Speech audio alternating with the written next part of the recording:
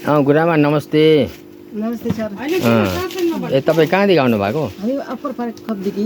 Upper खोपबाट है? हजुर। तपाईँलाई मैले यो अस्ति स्याम्पल दिएको थिएँ, त्यो फलेको चाहिँ हजुर। यो गाजर ल्याइदिनु भएको। हजुर। यो चाहिँ साकाटा कम्पनीको 042 भन्ने है।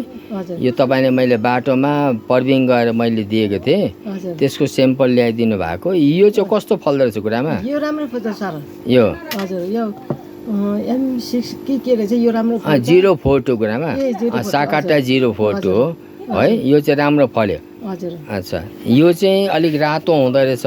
हजुर। यो चाहिँ 0 कति पो नम्बर थियो गुरुआमा? 011 0411 थियो।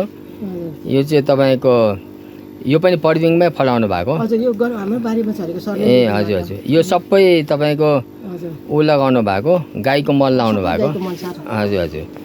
अरू पर्साल तपाईँले साग पनि राम्रो ल्याउनु भएको थियो, कोपी पनि बहुत ठुल्ठुलो फलाउनु भएको थियो र तपाईँले बहुत बहुत तपाईँलाई अब नमन गर्दैछु। तपाईँ जस्तो कृषकहरूले चाहिँ अर्ग्यानिक गऱ्यो भने सिक्किम साँच्चै एक दिन स्वनिर्भर बन्ने छ, आफ्नो खुट्टामा आफै उभिन्छ।